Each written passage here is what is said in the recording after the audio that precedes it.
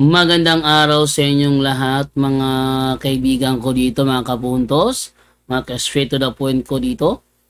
So, umagang ito ang tampo ko pong video sa inyo ay patungkol doon sa nangyari sa Ozami City na mga simbahan doon is nadawit sa skandalong nangyari doon sa simbahan ng San Juan Bautista sa Jimenez, kung saan isang babaeng vlogger ang lumapastangan sa holy water doon dahil kanyang dinuraan. Naging naging malaking iskandalo yung nangyari. So dahil doon, yung Archbishop na si Archbishop Humuad isinara ang mga ang naturang simbahan at iminumungkahi sa ibang simbahan na magsagawa ng holy hours dahil sa nangyaring malaking sacrilege talaga. Yung babae naman nagsagawa ng kanyang vlog, iyak ng iyak, iyak ng iyak sa kanyang ginawa. Pupuntahan siya ni Brother Wendell for an interview. Abangan po ninyo yan. Kahit na malayo, siya ay talagang dadayuin ni Brother Wendell para sa tanungin ang kanyang panig. Ba't niya ginawa yun? Ano kayang nakain niya na nagawa niyang bagay na yun? Isang napakalaking sacrilege ang ginawa niya nang duraan niya ang holy water sa naturang simbahan. Hindi man nila, may mga duda kasi na siya ay taga-ibang relihiyon. May nag-comment din na siya ay dating Katoliko. Hindi ko alam kung ano kayang reason ba't ginawa niya yung bagay na yun. Pero ito lang yung pinaka sentro talaga ng naturang issue. Nilapastangan niya ang bagay na hindi niya naintindihan na ito pala ay banal. Napakalaking grave offense yung ginawa ng babaeng yon. Kaya sa mga kung sakali na taga-ibang sekta siya, sana matuto kayong gumalang. Hindi nyo alam mga ginagawa ninyo. At yung ginawa ng babaeng yon, kung siya ay taga-ibang sekta, ay bunga ng maling turo ng mga pastor protestante kung siya ay taga-ibang relihiyon. Pero kung sakali man na siya ay Katoliko, walang alam sa aral, siguro ay isang malaking challenge sa ating mga tagapangaral, sa ating mga simbahan, na turuan ang membro kung gaano kahalaga ang mga sakramento, mga sacramentals, para hindi makagawa ng gaya nung nangyari sa babaeng yun. Kaya sa lahat ng mga nanonood sa ating live ngayon is ating tulungan na ipagdasal ang babaeng yon sa kanyang nagawa. No? Kaya sa mga bago po sa akin channel, please po don't forget to hit the subscribe button at ang notification bell para maging notified kayo sa bawat video na ilalabas ko sa channel na ito. Kaya wag na po natin patagalin, simulan na po natin.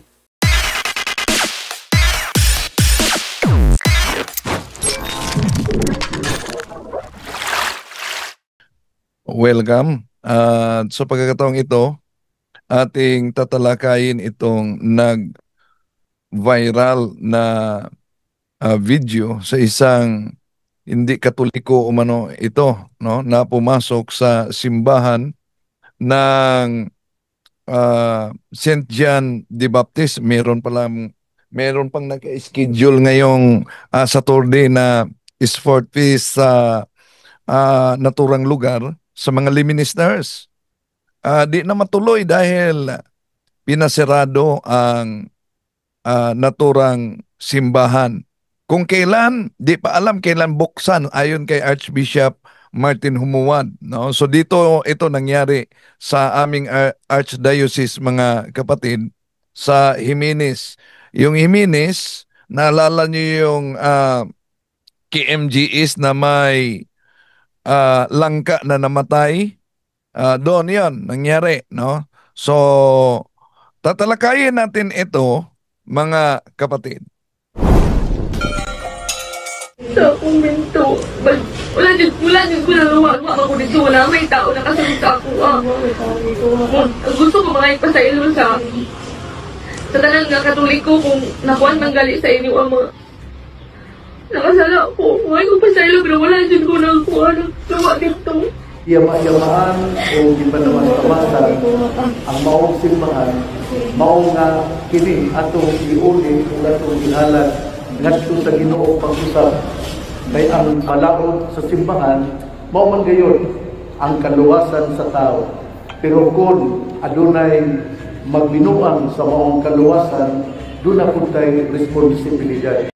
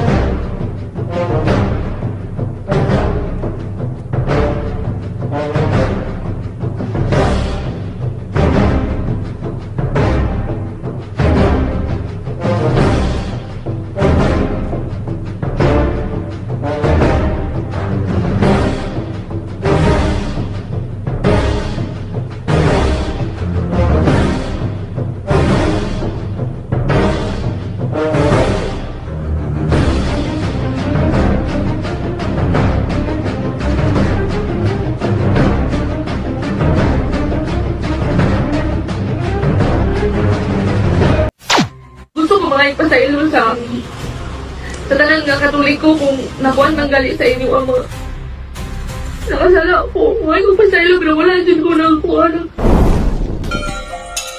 Mariin niyang pinabulaanan na dinuraan niya ang holy water.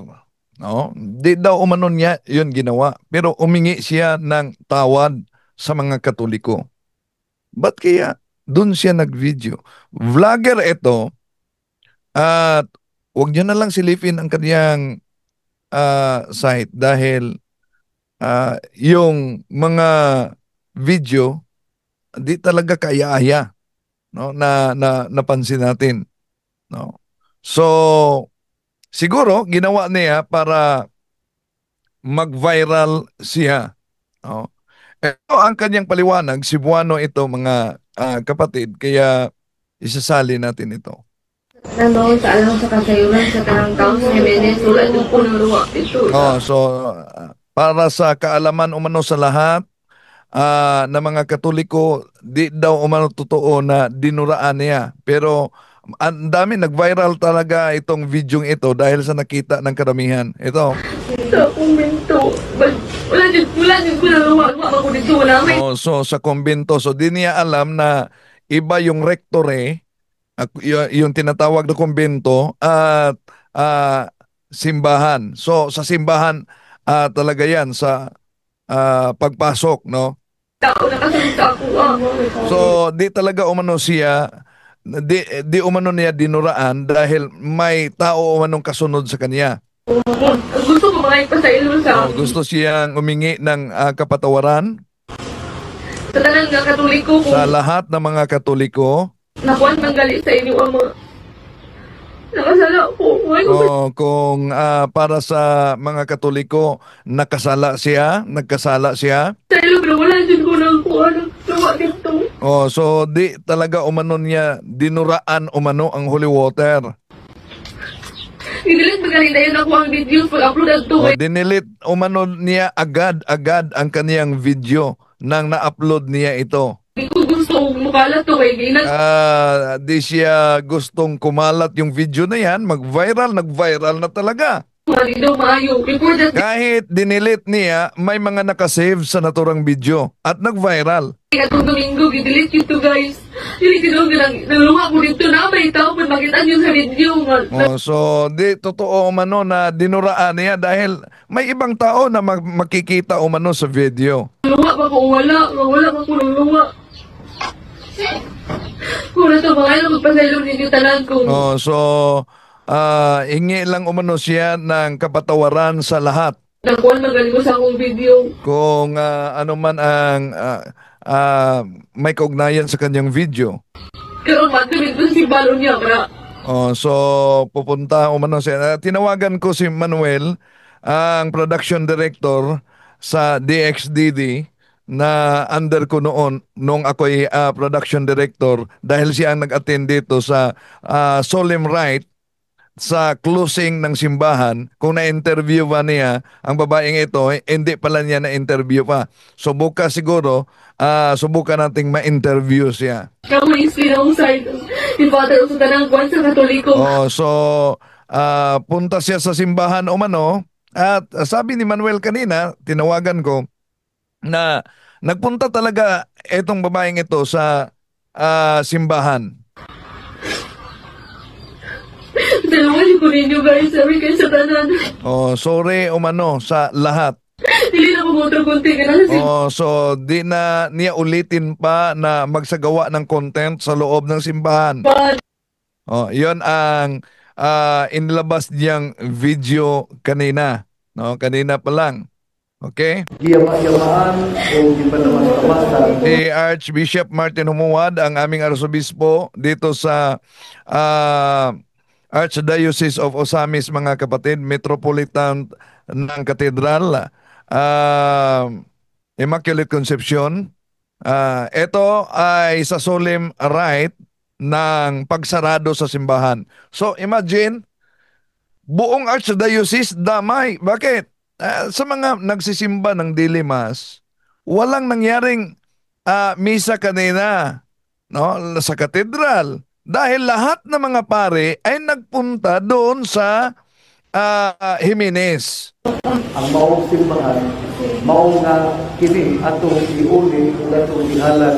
So dahil nalapastangan ang naturang simbahan, sabi ni Archbishop Humuad, ito'y ating ialay at ibalik sa Diyos. Ngadto sa Ginoo pag-usab kay ang Muli, sa Panginoon muli. malaod sa simbahan Dahil ang batas ng simbahan, mao man gayon ang kaluwasan sa tao.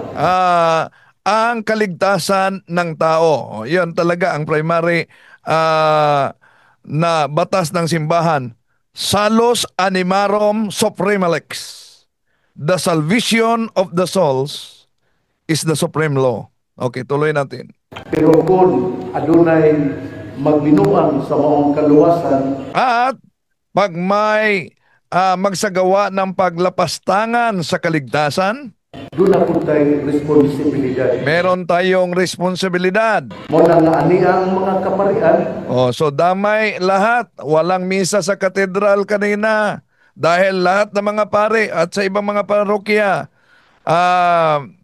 nagtitipon doon sa parokya sa Jimenez. tungod kay miduyong kami, miuban kami, nga dunay dakong paghitabo, nga dili nato kabiyaan, dili nato So may malaking pangyayari na hindi umano pwedeng iwanan.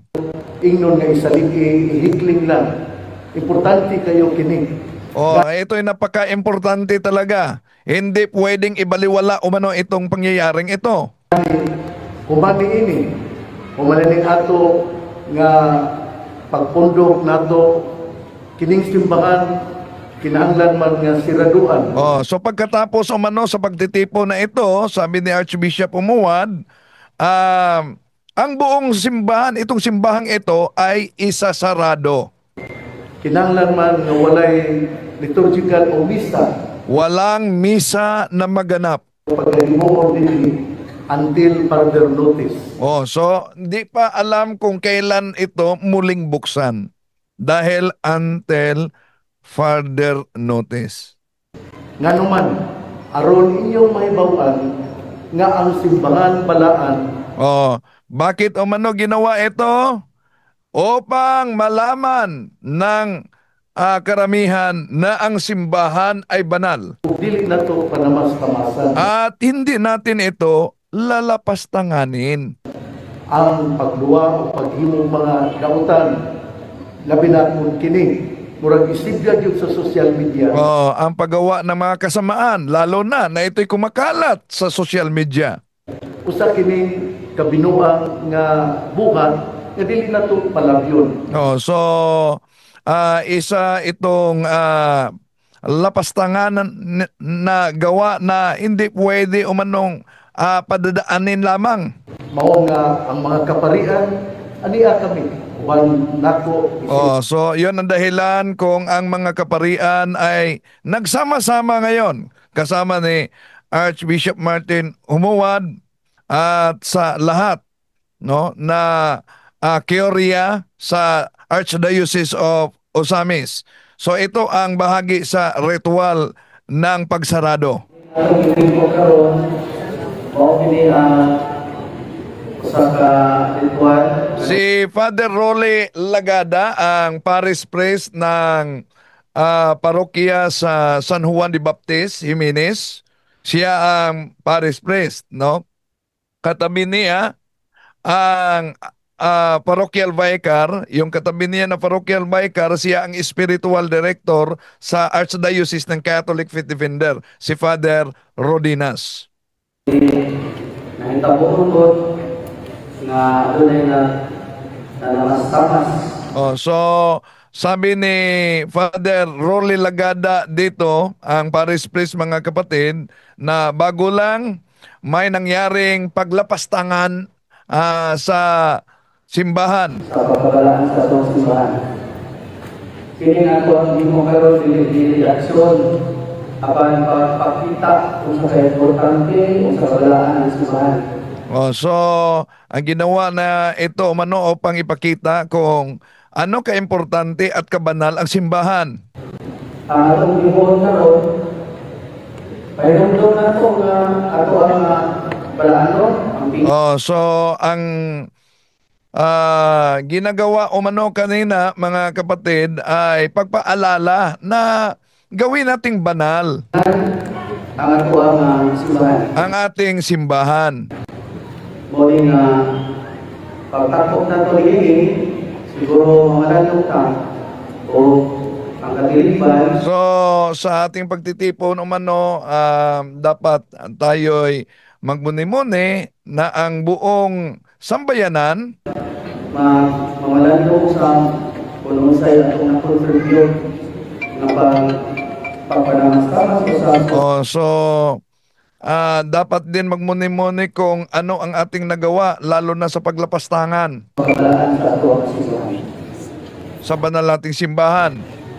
Ato karon na basahon ang Ebanghelyo karon. Oh, so kanina kasi nang nagsimba ako sa katedral, walang misa. O yung mga tao doon sa katedral ilan lumapit sa akin, bakit walang misa? So sabi ko, baka nagtitipon ang mga pare ngayon sa Jimenez, nakatakda ngayong isarado. Oo nga pala, nagtitipon talaga at may solemn ritual sa pagsarado ng simbahan. Si Father Rodinas, ang Archdiocesan Spiritual Director ng Catholic Faith Defenders. Ang pagbasa ng banal na Ebanghelyo.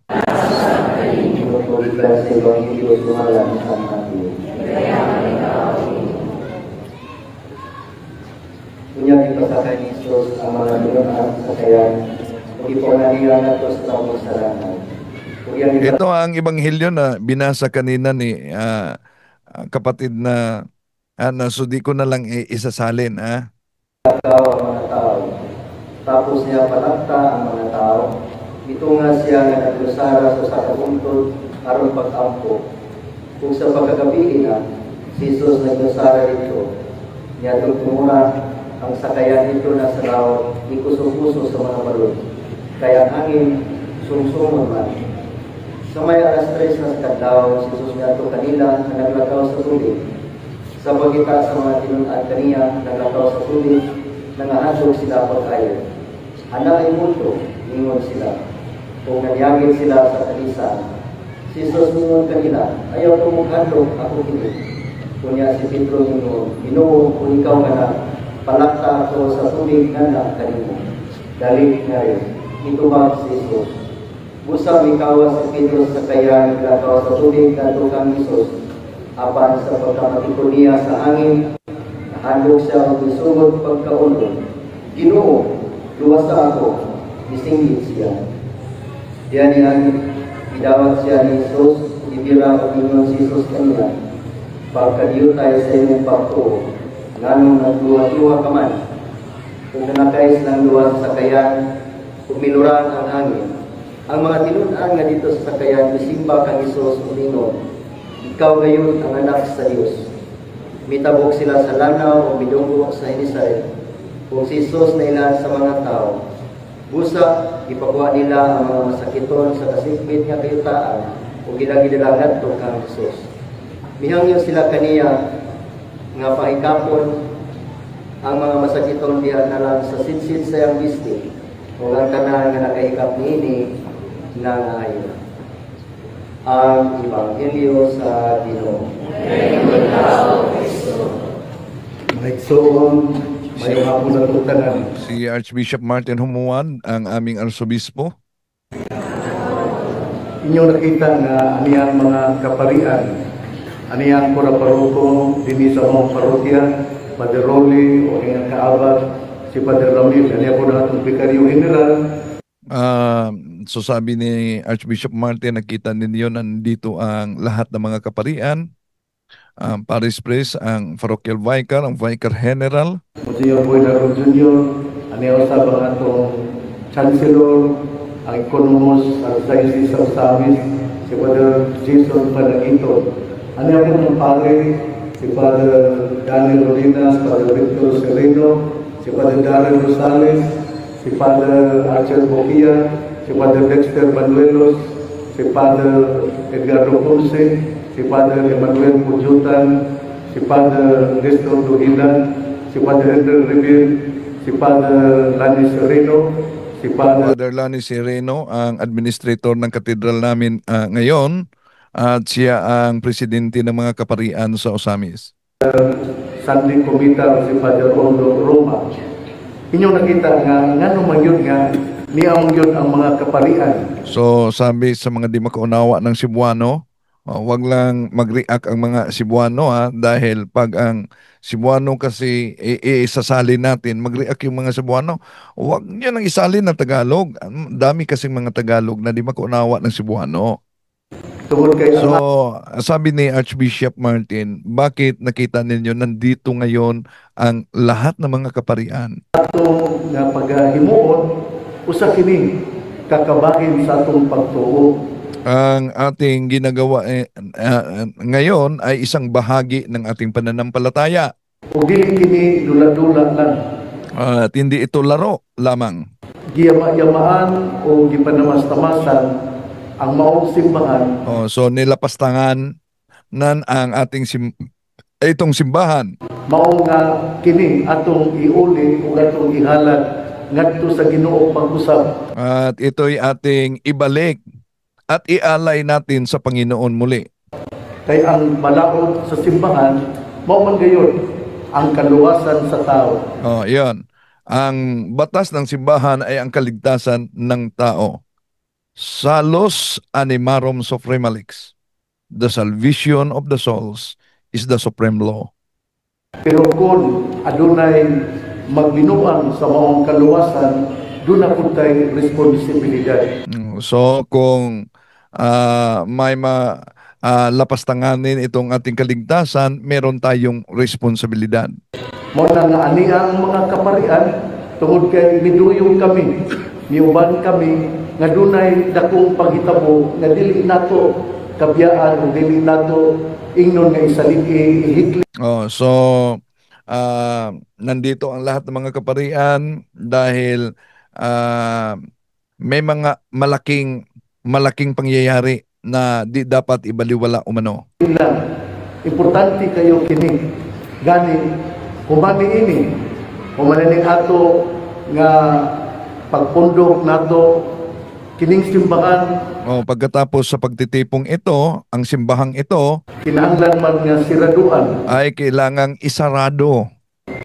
kinahanglan man nga walay liturgical o misa. Malaking sakripisyo ito sa mga nag-attend ng araw-araw na misa, no? Walang misa na mangyari. Nga paghimuon din until further notice. So until further notice. So di pa alam kailan muling buksan sa pamamagitan ng solemneng ritual din. Nga naman, aron inyong mahibawan Bakit? Aron malaman ninyo nga ang simbahan balaan na ang simbahan ay banal ug dili nato panamas-tamasan at di dapat natin lapastanganin. ang pagduwa o paghimo mga dautan labi na kung kini Ang paggawa ng mga kasamaan, murag isibya gyud sa social media lalo na ito'y na ikalat sa social media. usa kini kabinuang nga buhat nga dili nato palabyon. Isang masama na gawain na di umano dapat padaanin lang. Oo nga ang mga kaparian ania kami uban nako isip inyong arsobispo. So yun ang dahilan ng mga pare nandito kasama ang arsobispo Amahan sa kalan na ama ng kaluluwa. ato kining gihimo tungod kay dili nato ni ingnon lang nga kining okay ra di ay dili Ginawa umano ito ayon kay Archbishop Martin Humuan para ipakita sa mga tao na hindi lang okay lang ang naturang pangyayari. mao man bitaw nga walay misa nga himuon nini Kaya nga walang misa na gagawin. karong ugma Miyerkules Domingo So ngayon, bukas, Miyerkules, pati Linggo. hangtod kanusta ni nato mahimo. So hanggang kailan ito gawin natin? So wala pang opisyal talaga kung kailan muling buksan ang parokya. Kinahanglan yun nga ang mga katawhan mohimo og penitensya. So ang mga tao gagawa ng penitensya. Hindi lang mga tao, lalo na ang mga pare, sabi ni Archbishop. Kinahanglan yun nga ang katawhan mohimo gyud og mga sakripisyo Magsagawa ng sakripisyo, reparation. tungod kay ang pagpakasala kabahin man ta sa pagpakasala mo nang gitawag og corporate sin kana bang apil ta sa pagpakasala. Kabilang tayo sa kasalanang nagawa umano. Tingali doon nila nakikita o wala siya badlungan. Baka may nakakita ngunit walang ginagawa. Tingali doon ay nakabantay pero murag gipalabay lang. Mao na nga kita naduhig kita sa pagpakasala. Ang atong So damay-damay na mga kaparian sa kasalanan. aniya dinhi o ang atong kaparian ang pari niya dinhi mausab ang sulti kung ang katawhan mihimo bagayon sa So ang mga pare, si Father Rodina, si Father Paris Priest, no? Ang dapat umano magsabi kung ang mga parokyano sa Jimenez gumawa ba talaga ng sakripisyo, sakto nga pagpinitensya o sakripisyo o amo kini nga i-evaluate and then i-evaluate pa. amo kini timbang-timbangon kung ang simbahan angayan na ba nga ablingan. Kung dapat na bang muling buksan ang simbahan. Adunay tingali ni Kuyanap nga istorya nga sa sunod Domingo pwede na. So may mga lumalaganap na sabi-sabi na sa susunod na linggo ay pwede nang buksan. Kay balo tungod kay amo pa kining hisgutan Di pa sigurado umano yan dahil dapat pa pag-uusapan pa ito. kung angayan na ba nga ablihan Kung ito'y dapat na bang buksan muli? tungod kay ang katawhan mihimo man sa sakripisyo o penitensya. Dahil kailangan ang mga tao ay gagawa talaga ng sakripisyo at penitensya. Mao nga kami isip magkakaparian nagsabot na usab kami nga sa Pizza City nining bulana Agosto 7 sa alas 3 ang mga kaparian mohimo usab o mga penitensya, huling hour, mga kumpisal, o uban pa, ang ipagigduyong kaninyo. So, Pizza 7. Pizza, ano pizza tayo ngayon? August, mga kapatid. No? August 5. No? Pizza 7, magsagawa sila ng holy hour ang lahat ng mga pare, pangungumpisal, bilang pakipagbahagi sa penitensya at sakripisyo sa mga tao. Tungod kay usa kini kadako nga sala.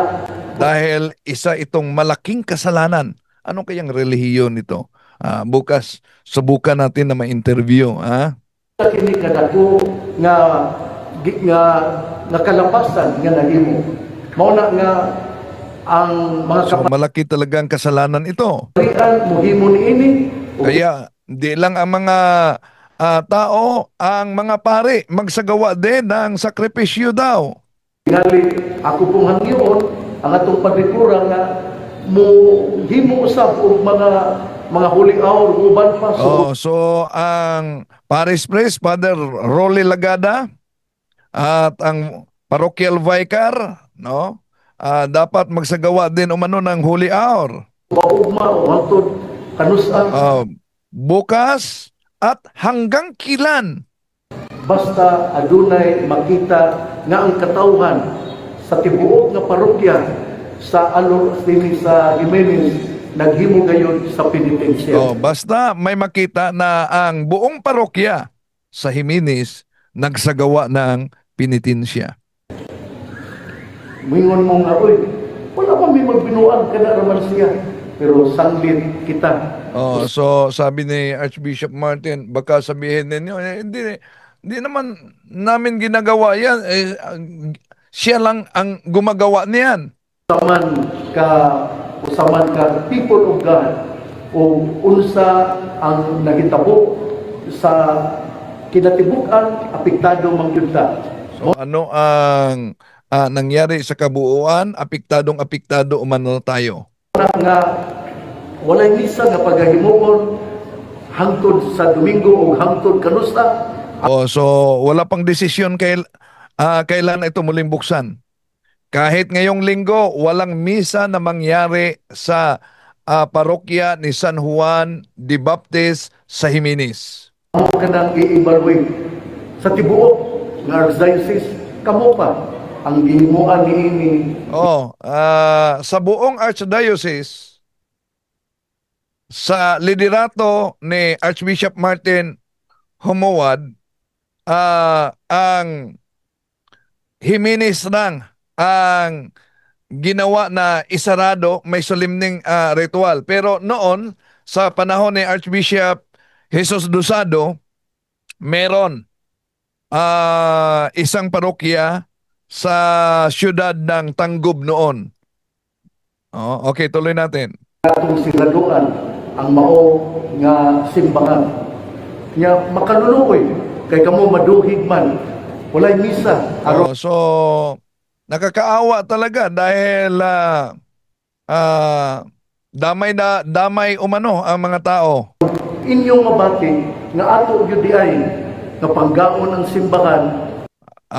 Sabi ni Archbishop Martin Humawad na dapat umano, sabi ni CP, waiting for your interview tomorrow. Bro Windel, sige, puntahan ko talaga kahit malayo yon, no? Para kuha yung panig niya kaugnay dito, mga kapatid. Tuloy natin. Kung dili nato panamas-tamasan ato gyud diay responsibilidad na kung dunay mo aksyon o himugdautan kinahanglan ato gyud nga sumpuon.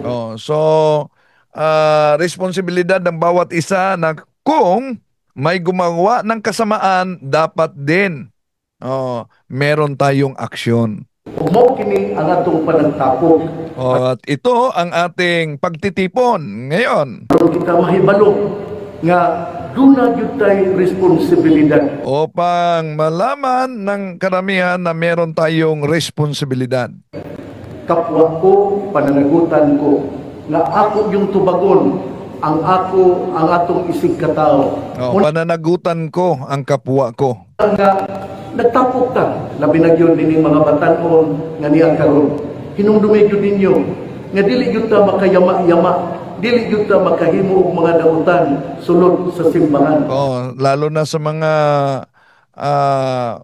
youth na sinabi ni Archbishop na tandaan ninyo, dapat wala tayong gawing anumang mga kasamaan sa loob ng simbahan. Kay kung mohimo ta ani, doon na din consequence o ang tanan nga katao Dahil pag ginawa natin ito, meron talagang resulta apektado din. na ang lahat na tao ay apektado. Mo na nga usbon ko ani ang mga kaparian unya akong ideklarar nga walay misa Lunes ang Domingo o hangtod until further notice. Idineklara ng Archbishop Martin Humuad na walang misa na maganap hanggang madesisyonan nila kung kailan muling buksan ang parokya. Tungod kay usa kini ka dako nga salaod nga nahimo. Ito ay malaking kasalanan na nagawa.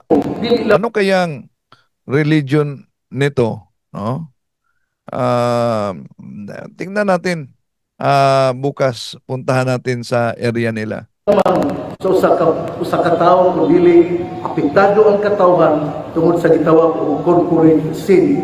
Inautunta nga doon na tayo mga penitensya, doon na tayo mga pag-ampo nga paghahimuon. So dahil sa corporate sin, meron tayong penitensya, may mga panalangin na gagawin, Doon na tayo mga sakripisyo nga may paghahimuon. mga sakripisyo na gagawin. Usbon ko ang Archdiocese sa Osamis, ang mga kaparian, muanhi sa Pizza 7, So sa Pizza 7, pupunta ang lahat ng mga pare sa Archdiocese of Osamis, ari sa sa Jimenez, Divine Mercy, kaya ang tibuok. doon sa Divine Mercy. Maliit yung Divine Mercy, no? Chapel. Yung Divine Mercy, alam nyo, may first class relic yan ni St. Faustina. At alam nyo ba, itong parokyang ito, isa ito sa may hulidor na binuksan sa Archdiocese. So, para sa pilgrimage. Pagkatapos, ito pa ang nangyari ngayon. So, may maliit na chapel ito sa Divine Mercy, may parokya, may first class relic diyan, no? Ni St. Faustina of Kowalska.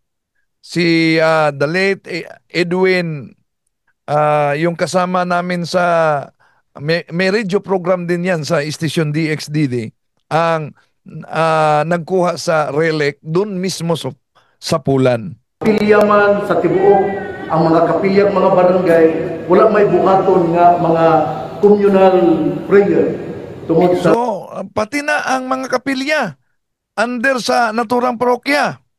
Walang pagtitipon kasabay sa pagsarado sa parokya. maong paghitabo o ang maong nga mga penitensya at sakripisyo ari kini buhaton sa Divine Mercy Shrine. At tulad dito kay siraduan man ni So, sarado ang simbahan, pero yung pagsagawa ng penitensya, sakripisyo, doon sa katabilang, no? Divine Mercy Shrine. Maliit lang yan. Mga 12 tao siguro, di kasyan yan. Dahil maliit lang ang chapel. ang simbahan. Inigsirado sa simbahan, walay makasulod. Dahil sa pagsarado umano sa simbahang ito, wala nang pinahintulutang makapasok pa. Nga tao, bisan ang kura paroko ang Kahit pare, di pwedeng makapasok. until I say you may enter. Hanggang sabihin ng obispo, pwede ka nang papasok. Walay pwede nga musulod, nga walay permiso nako. So, walang sinuman na makapasok sa loob ng simbahan na walang pahintulot galing sa arsobispo. Kinahanglan yun nga ato kining batunan aron atong mahinungduman ang pagkabalaan o Kailangan na ating sundin ito para ating malaman ang kabanalan ang pagkasagrado sa atong simbahan. sa ating simbahan. Karon akong tawgon ang atong chancellor aron iyang basahon ang decree. So, ngayon, ang Chancellor ng Archdiocese of Osamis, babasahin niya ang decree ng Arsobispo sa solemneng pagsarado sa parokya dahil sa video na nag-viral. Nga kung gihimo alang nining maong katuyuan sa pagsirado sa maong simbahan. Si Father Panigiton. Archdiocese of Osamis, Archdiocesan Chancery, Barangay Catadban, Manawag, Osamis City, Decree number 2025-SO5-02. Archbishop's decree concerning the closure of the parish church of St. John the Baptist in Jimenez due to an act of sacrilege at the Holy Water Fall. In view of the great act of sacrilege committed by an individual who spat at the Holy Water Fall, a sacred object blessed and set apart for the sanctification of the faithful, and following the norms established in the Code of Canon Law, the following is decreed. Whereas Canon 1211 mandates that sacred places are to be treated with reverence and respect, and that acts offending their sanctity are greatly sinful and undermine the reverence due to the sacred sites. Whereas Canon 1369 prescribes penalties and preventive measures for those who abuse or profane sacred objects, which includes holy water falls. Whereas the spiritual welfare of the faithful and the reverence owed to sacred liturgical spaces necessitate appropriate liturgical and penitential measures. Therefore, I decree, first, the parish church of St. John the Baptist in Jimenez shall remain closed until further notice, as a sign of penance and reparation. This is to invoke conversion of heart and communal purification as guided by Catholic teaching. Second, a holy hour of adoration and solemn confessions shall be held on August 7 at 8 p.m. to foster repentance, seek forgiveness, and restore the sanctity of the parish. Third, the reopening of the church will only be permitted after appropriate acts of penance are observed by the faithful, including participation in the holy hour and confession, as well as after due pastoral assessment. Fourth, a serious warning is hereby extended to the individual responsible.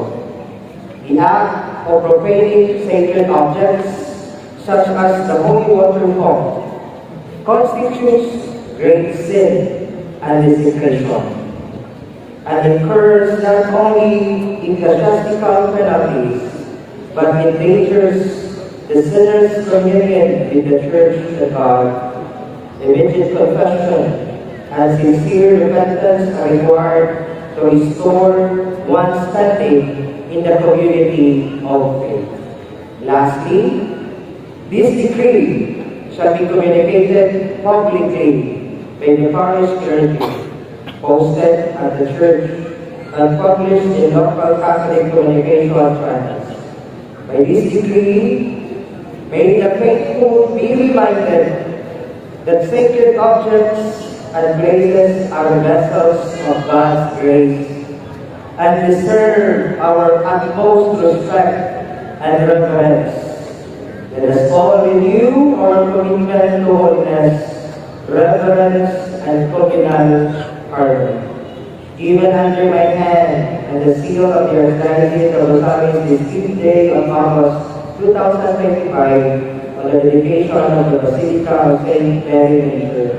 Signed by Most Reverend Martin Sarmiento Boalili, Archbishop of Rosario, as notated by the Archbishop, yours truly, signed Reverend Father Jason Reverend Victor Pesasco.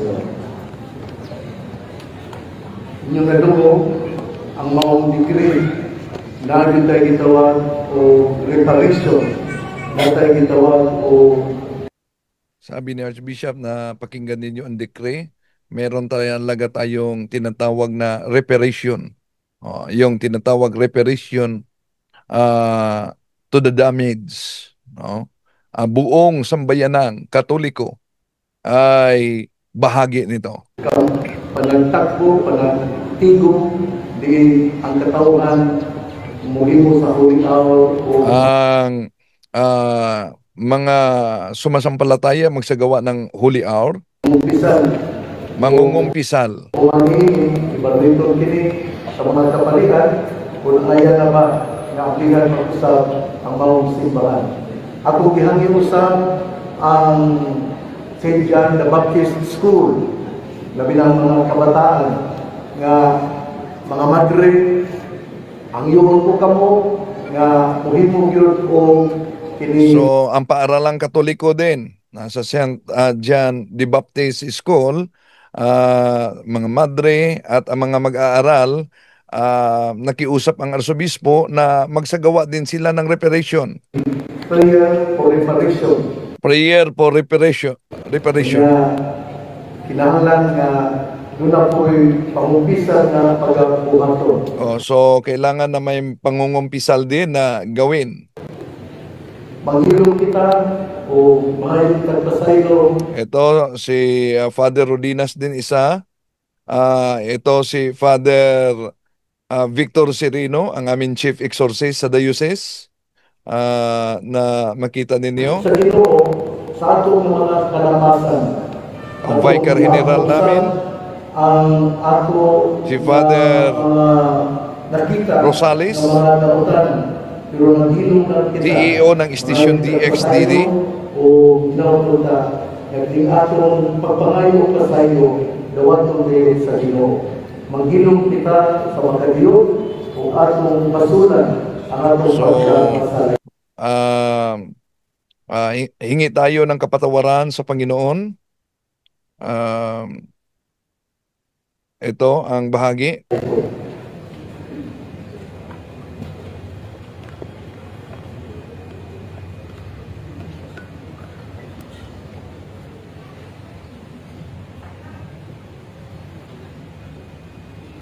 Lagi kong mamahan kami mga masalay ko. Nagabaso kami sa among pagkasasala. Dungga ikaw ang among mga pangayuko. Iuli ang imong gugma aron kami makasaulog pag-usap sa Eucharistia. Abili itaw ang baong istatura sa simbahan aron kami makapuno o makahimo sa among pagdayeg o pagpasalamat kanimo.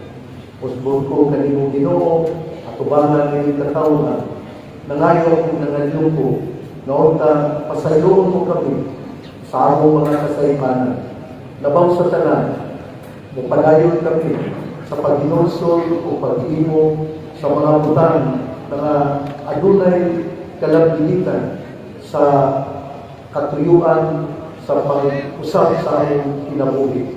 Ginamot ang Ginoo nga imong lungkod kay kami mga makasasala o nangalumpo sa imong kaloob. Amahan namo na nakasalangit, pagdayto ng inyong ngalan, mabuta namo ang inyong ginharian, matuman ang inyong pagtuo sa yuta ang inyong salangit. Ang talan namo sa matag daw, ihatag ka namo karon ang daw. Pagkayuan kami sa among mga sala, inuan ka pasayo kami sa kasalaan ka namo.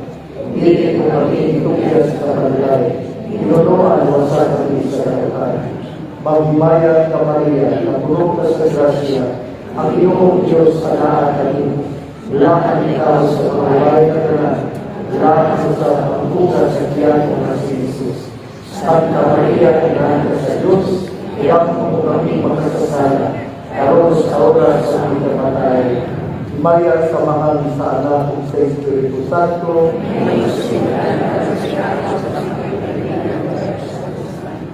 karon sinaduan ng simbahan, katugunan ng bilig, pwede pa ninyong makuha, kaya sinaduan ni hindi naman kayo pag-aabili. Yun. Sa ngayon, isasarado na ang simbahan ayon kay Archbishop Martin Humawad. Kung meron kayong naiwan sa loob, kunin nyo na.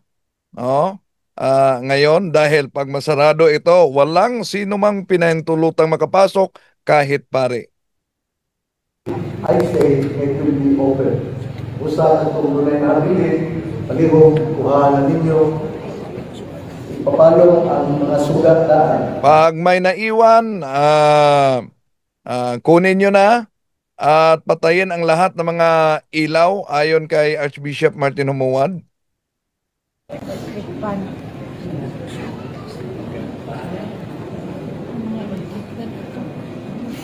Okay na. Masirado.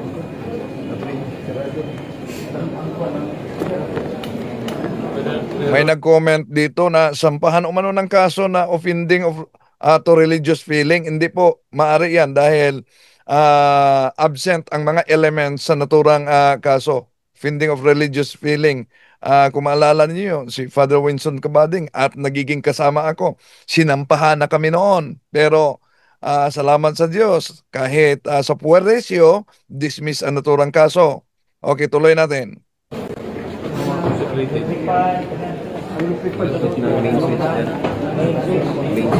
Ako masusunod no ang sila.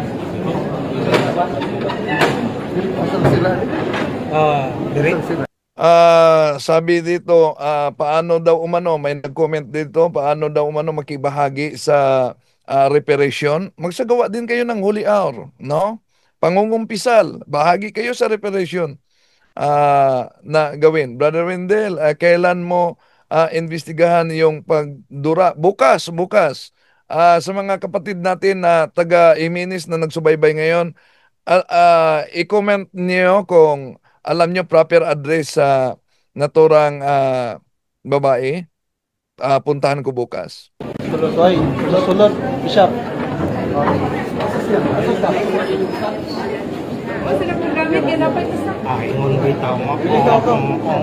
Mga gamit, dali. Payong madulat gawas.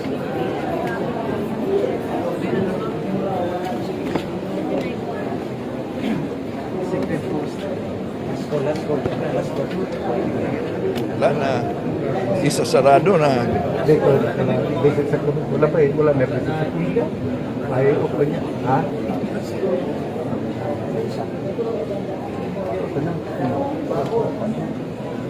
Bata na. Kaya okay na din ha. Ako nakaagi. Asan na sila? Dili no. Kasi nangita sila trad sa payong na direct. Payong na rin gawas. Direct.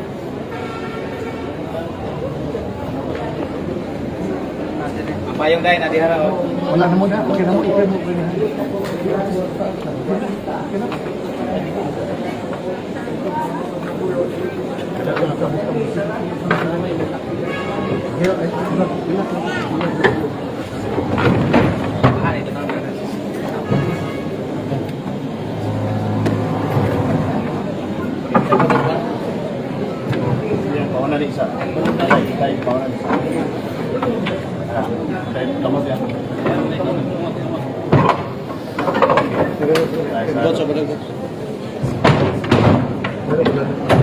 Sarado na.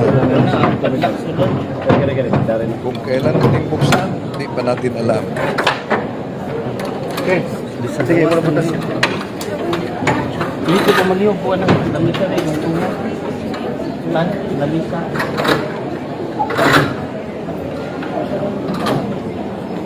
Ipanalangin din natin ang naturang babae. Dahil kung siya nanood dito, basta-basta din ang kaniyang naramdaman patay sa video na ginawa niya. No? Huwag kayong magsalita ng masama laban sa gumagawa ng ganyan, mga kapatid. No? So, panalangin lang natin.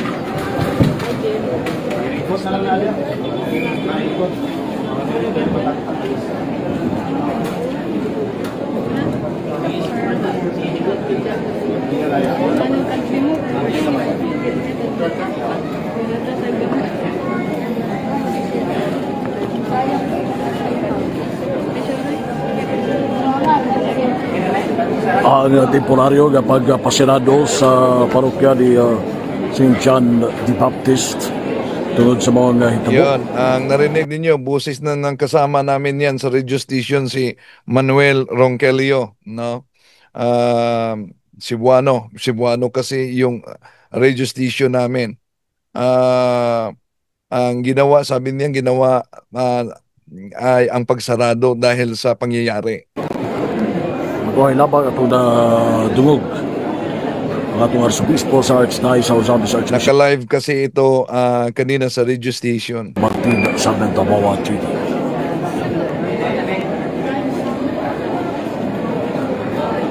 So ito ang pangyayari, no, na dahil sa nag-viral na video, kahit pa dali-dali umanong binura niya ang naturang video, pero kumalat agad. At daming bashers din niya, no? Kaya nag-viral. So ito, isinarado na. Kailan buksan? Di pa alam. So sa pagkakataong ito, balik na tayo sa punto por punto. Bro Jendo?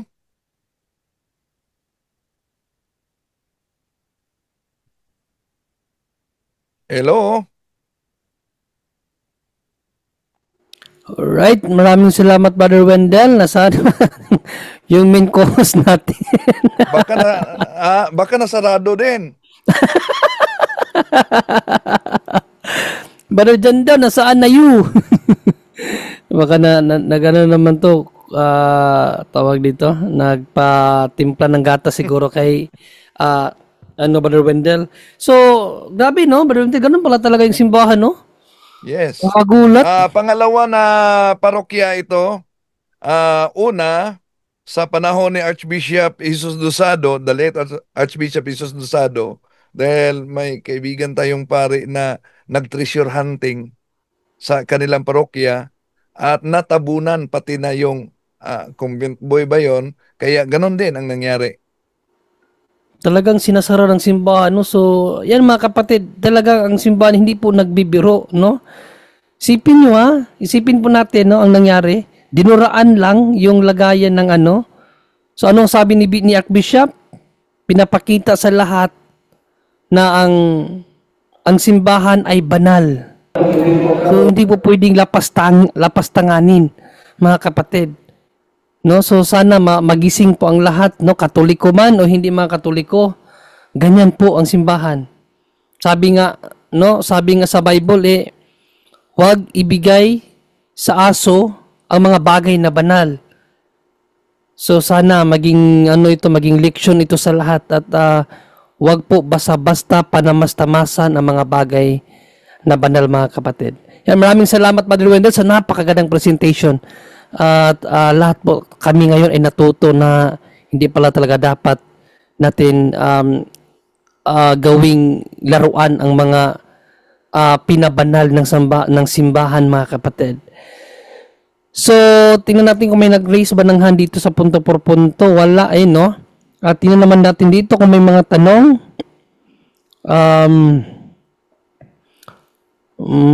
Pati yung mga nagulat sa nangyari, no? Sabi ni Sister Rachel, bilang mananampalataya, pwede rin po ba makiisa kahit hindi po sakop ng Archdiocese o Zamis? Ano po pwede gawin bilang isang Katoliko? Brother Wendell?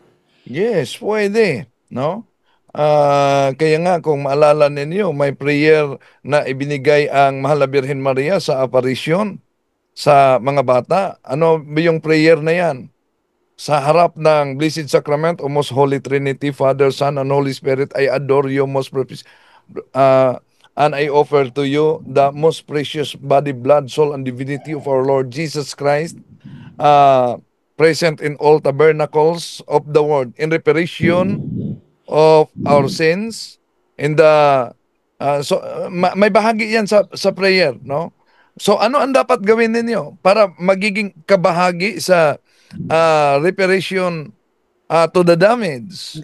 Una, mangungumpisal, Holy Hour, magbisita sa Adoration Chapel, Blessed Sacrament, 30 minutes, ayun, pwedeng bahagi na kayo. Pero paalala lang, Brother Wendell, no, baka naman yung gawin natin pakikiisa ay hindi mo na ako magsimba kasi sinarado yun. Ayun, yun ang mali. Wag naman po ganun, no? So, panalangin po natin mga kapatid yung mga tao na gumawa nito. At yun nga, no, yan, makiisa po tayo sa panalangin mga kapatid na sana sa lalong madaling panahon maibalik agad yung nasabing parokya kasi kawawa naman po yung mga parishioners. Meron pa bang mga tanong dito? So wala pa kung ayun may tanong. Ano ba ito? Isang linggo. Tagal naman. Hindi. May tanong ba? Paano yung magpakasal, magpabinyag, yung pamisa sa patay? Brother Wendell, paano daw yung mga service ng simbahan, Brother Wendell? Cancel lahat, no? Kaya nga, ngayong Pizza 9, may seminar kami, sa, di ko lang pangalanan pala kung asang lugar dahil critical area. No, critical area. Yung isa sa mga kasama namin, di pwedeng makasama dahil doon sa Jimenez ay meron silang sport fees sa ministers. Dahil sinarado, magiging kasama na namin siya dahil di matuloy. So, ang mga nakatakda na mga activities di matuloy dahil sarado ang simbahan. No? So, mga naka-schedule. No. Kung pati na hindi lang ang parokya, pati na ang mga kapilya. Kaya kung meron sigurong naka-schedule na burial, baka sa ibang parokya dalhin yan. Balik sa inyo. Yan, maraming salamat, Brother Wendell. So, tinapangan natin kung mayroon bang nagtanong. Brother John Ray, galing kay Solidong Katoliko. Ano ang itatawag sa kaso ng ganon? Sakop ba ito ng estado ng gobyerno? Sin of kapatid, sacrilege. Sinabi naman nung pare na ito ay isang sakrilihiyo. Brother Angel, ano nga bang paragraph yung sacrilege, Brother Angel, sa CCC natin? 21 ba yun, Brother Angel? 21:20. Tingnan natin, para makita nyo mga kapatid na hindi po nagbibiro ang simbahan. Sacrilege 21:20 ba yun o 21:21? So, Brother Angel, parang wala din yata dyan. 21:20 bro. 21:20. Ayun, maraming salamat, Brother Angel. So basahin natin mga kapatid, no? Sacrilege po yun. Ang sabi ng simbahan, sacrilege is a grave sin po mga kapatid. Kaya basahin natin, Catechism, ayan. So ayan, 21:20, ano ba ang sacrilege, no? Para malaman natin mga Katoliko, sacrilege consists in profaning or treating unworthily the sacraments and other liturgical actions, as well as a persons, ibig sabihin yung mga pari, no, mga ano yan sila, consecrated to God, things or places consecrated to God. No, yan po yung mga bagay na yan na kapag nilapastangan natin, magkakasala tayo ng sacrilege. Ano bang sacrilege? Sacrilege is a grave sin. Napakalaking kasalanan. Especially when committed against the Eucharist. For in this sacrament, the true body of Christ is made substantially present for us. Yan po kapatid, no, ang sakrilihiyo. Sacrilege is a grave sin. Sinabi ng simbahan, napakalaking kasalanan. Kaya nga, kung makita nyo, ang arsobispo napilitan, ipasara. No? Kasi anong sabi ni Archbishop? Ibalik natin sa Diyos. Kita nyo, grabe, di ba? Nakakapanindig balahibo. Ganun po ang simbahan, mga kapatid. Ganun kabanal ang simbahan. Na lahat makukompromiso kapag mayroong isa na maglapastangan nito, mga kapatid. Kaya alagaan po natin ang mga simbahan natin. Si Brother Noe, Bro John Ray, during communion at meron tayong nakitang Katoliko na hindi sinubo ang ostiya, pwede ba sawayin natin? Thanks bro. Brother Angel. Actually, may yung mga lay minister dapat kung sino magpasubo o may mga tinatawag parang asheret ba sa ano sila pwede po isabihan niyo na lang sila, no, mas maganda unahin niyo yung lay minister pasabi o dun sa mga asheret dun sa simbahan niyo, no, dun sa simbahan kung saan po kayo nagsimba. And at the same time, kung kaya niyo rin, kung kilala niyo naman, sabihin niyo in a nice way lang na hindi nila dapat isubo na lang. Pero kasi mas kasi yan para to avoid scandal, ang dapat gawin doon, ang magsabi talaga yung it's either lay minister o yung asheret para mas medyo may takot yung taong yun. Kasi kung tayo, basta sabihin sino ka ba, di ba? So kailangan yung may authority, yung mga nandun, unahin nyo muna, mas maganda. Mas maganda po yun, no, kaysa dun sa tayo mismo baka medyo mag-iba yung timpla yung yun, no, yung oras na yun. Kung may, alam niyo na, kung naka-uniform yung magsita sa kanya, medyo mas yun. May mga ganun na pangyayari, nakita na, talagang hinahabol namin yan, hinahabol ng mga asheret yan, ang mga ganyan. Sabihin niyo na lang po sa mga asheret na mga nasa simbahan o sa lay minister na nakita niyo nga hindi sinubo.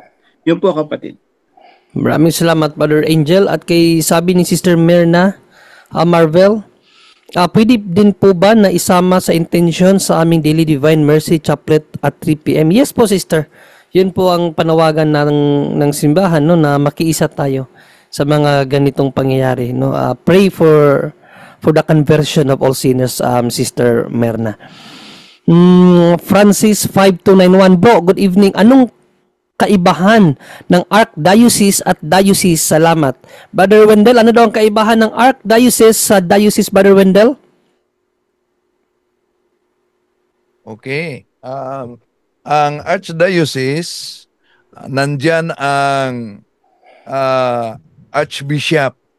Siya ang namuno sa ecclesiastical province. No? Yung ecclesiastical province, compose yan ng iba't ibang diocese o prelatora. Dito sa amin, ang sentro ay ang Archdiocese of Osamis dahil nandito ang upuan ng arsobispo. So ang arsobispo, makita ninyo, tulad sa Santo Papa, meron silang pallium. Yung nakalagay dito na may cross, no? Ang tawag niyan ay pallium. At alam nyo ba, yung pallium na yan, during sa fiesta ng santo, no? Yun ay balahibo ng tupa. Maliit na tupa, dalhin yan sa Santo Papa, i-bless yan ng Santo Papa at dalhin sa mga madre, palakihin yan at pagkatapos yung balahibo niya kunin ng mga madre, ng mga mungha, gawin nilang pallium at ilagay doon sa libingan ni San Pedro. Sino man ang maituro ng Santo Papa na Archbishop, yung paliyom ay ilagay sa Arsobispo bilang pakikiisa sa Santo Papa. So, dito sa aming ecclesiastical province, tinatawag kaming DOPIM. Ano ba yung DOPIM? Dipolog, Diocese of Dipolog, Dipolog, Osamis, ito ang Archdiocese Sentro, dahil nandito ang Arsobispo. Dipolog, Osamis, Pagadian, Iligan, at Marawi. So, yun ang ecclesiastical province namin, DOPIM. So, yun ang pagkakaiba sa diocese at archdiocese.